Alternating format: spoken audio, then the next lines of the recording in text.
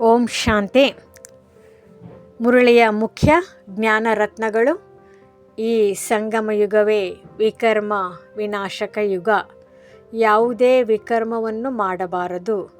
ಪಾವನರಾಗುವುದು ಅನಿವಾರ್ಯ. ಅತೀಂದ್ರಿಯ ಸುಖವನ್ನು ಅವರು ಅನುಭವಿಸುತ್ತಾರೆ ಯಾರಿಗೆ ಜ್ಞಾನಧಾರಣೆ ಇದೆ.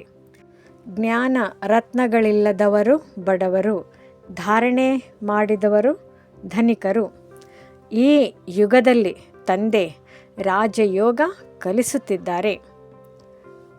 ತಂದೆ ತ್ರಿಕಾಲದರ್ಶಿಯಾಗಿಸುತ್ತಿದ್ದಾರೆ. ಭೂತ, ವರ್ತಮಾನ, ಭವಿಷ್ಯದ ಜ್ಞಾನ ನೀಡುತ್ತಿದ್ದಾರೆ. ಪತಿತರನ್ನು ಪಾವನರನ್ನಾಗಿ ಮಾಡಲು ತಂದೆ ಬಂದಿದ್ದಾರೆ. ಸ್ಮರಣೆ ಮುಖ್ಯ. ಭೂಮಿ ಮೇಲಿನ ಪ್ರಾಕೃತಿಕ ವಿಕೋಪಗಳು ಧರ್ಮ ಘರ್ಷಣೆಗೆ ಕಾರಣವಾಗುತ್ತದೆ. ಡ್ರಾಮಾ ಪ್ಲ್ಯಾನ್ನಂತೆ ಎಲ್ಲವೂ ಚಾಚು ತಪ್ಪದೆ ನಡೆಯುತ್ತದೆ. ಪುನಃ ದೇವಿಯರು ವಿಶ್ವದ ಮಾಲೀಕರಾಗುತ್ತಾರೆ. ಸತ್ಯಯುಗದಲ್ಲಿ ಎಲ್ಲರೂ ಪವಿತ್ರರಾಗಿರುತ್ತಾರೆ. ಲಕ್ಷ್ಮೀನಾರಾಯಣರ ಪೂಜೆಯ ಹಿಂದೆ ಇರುವ ಸತ್ಯತೆಯ ಅರಿವು ಇಲ್ಲ. ತಂದೆ ವಿಶ್ವದ ಮಾಲೀಕತ್ವದ ಆಸ್ತಿ ನೀಡಲು ಬಂದಿದ್ದಾರೆ. ಪುರುಷಾರ್ಥದಿಂದಲೇ ಎಲ್ಲವೂ ಸಿಗುತ್ತದೆ. ಬ್ರಾಹ್ಮಣರ ವೃಕ್ಷ ಈಗ ಬೆಳೆದಿರುವ ಕಾಲ. ಅಮೃತ ವೇಳೆ ಬಾಬಾರವರನ್ನು ಸ್ಮರಣೆ ನೆನಪು ಅತ್ಯಂತ ಮಹತ್ವದ್ದು. ಪುರುಷೋತ್ತಮ ಸಂಗಮ ಯುಗದಲ್ಲಿ ಜ್ಞಾನದಾನ ಮಹತ್ವಪೂರ್ಣ. ತಂದೆ ಶಿಕ್ಷಕರಂತೆ ಪಾಠ ಕೊಟ್ಟು ಹೋಮ್ವರ್ಕ್ ನೀಡುತ್ತಿದ್ದಾರೆ. ಕಾಮವಿಕಾರವೇ 5ನೇ ಅಂತಸ್ತಿಗೆ ಬೀಳಿಸುವ ಮಹಾಶತ್ರು. ಕರ್ಮಾತೀತ ಸ್ಥಿತಿ ಬಂದಾಗಲೇ ನಿಜವಾದ ಯುದ್ಧ ಪ್ರಾರಂಭ. ತಂದೆಯು ಆತ್ಮರನ್ನು ಅಜ್ಞಾನ ನಿದ್ರೆಯಿಂದ ಎಬ್ಬಿಸುತ್ತಿದ್ದಾರೆ.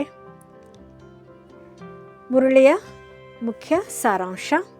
ಈ ಸಂಗಮ ಯುಗದಲ್ಲಿ ತಂದೆಯು ತಮ್ಮ ಮಕ್ಕಳನ್ನು ಪತಿತರಿಂದ ಪಾವನರನ್ನಾಗಿ ಮಾಡುತ್ತಿದ್ದಾರೆ. ಈ ಕಾಲದಲ್ಲಿ ನಾವು ಯಾವುದೇ ವಿಕರ್ಮಗಳನ್ನು ಮಾಡಬಾರದು. ತಂದೆ ತ್ರಿಕಾಲದರ್ಶಿಯನ್ನಾಗಿ ಮಾಡಿ ಭೂತ, ಭವಿಷ್ಯ, ವರ್ತಮಾನದ ಸಂಪೂರ್ಣ ಜ್ಞಾನವನ್ನು ನೀಡಿದ್ದಾರೆ. ಯಾರು ಜ್ಞಾನವನ್ನು ಧಾರಣೆ ಮಾಡುತ್ತಾರೆ ಅವರು ಅತೀಂದ್ರಿಯ ಸುಖವನ್ನು ಅನುಭವಿಸುತ್ತಾರೆ.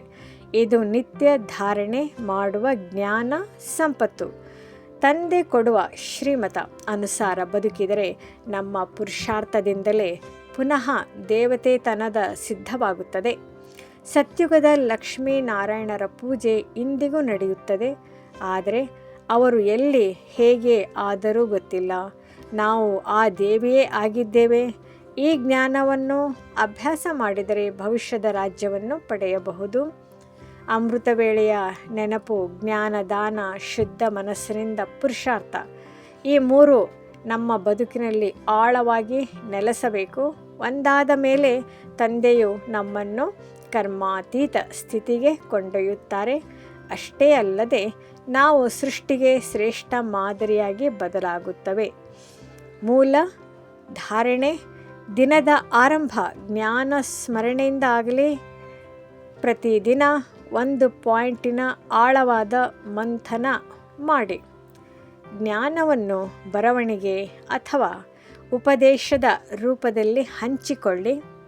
ಪುರುಷಾರ್ಥದಲ್ಲಿ ಕುಗ್ಗಿದರೆ ತಕ್ಷಣ ತಂದೆಯ ಬಳಿ ಪರಿಹಾರವನ್ನು ಕೇಳಿ.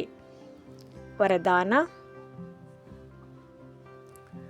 ಅಖಂಡ ಯೋಗದ ಮೂಲಕ ಅಖಂಡ ಪೂಜ್ಯರಾಗಿರಿ. ಯಾರು ಅಖಂಡ ಯೋಗ ಸ್ಥಿತಿಯಲ್ಲಿ ಇರುತ್ತಾರೆ ಅವರು ದೇವತೆಯಂತೂ ಪೂಜಾರ್ಹರಾಗುತ್ತಾರೆ. ಯೋಗದ ಶಕ್ತಿ ನಮ್ಮನ್ನು ಪುನಃ ಪಾವನ ವ್ಯಕ್ತಿತ್ವವಾಗಿ ರೂಪಿಸುತ್ತದೆ. ಸ್ಲೋಗನ್. ದಿವ್ಯ ಬುದ್ಧಿಯೇ ಸೈಲೆನ್ಸ್ ಶಕ್ತಿಯ ಮೂಲ ಆಧಾರ. ಅವ್ಯಕ್ತ ಸೂಚನೆ. ಸ್ವಯಂನ ಮನಸ್ಸು ಮತ್ತು ಬುದ್ಧಿಯನ್ನು ನಿಯಂತ್ರಿಸಿ ಶ್ರೇಷ್ಠ ಸೇವೆಗೆ ನಿಭಾಯಿಸಲು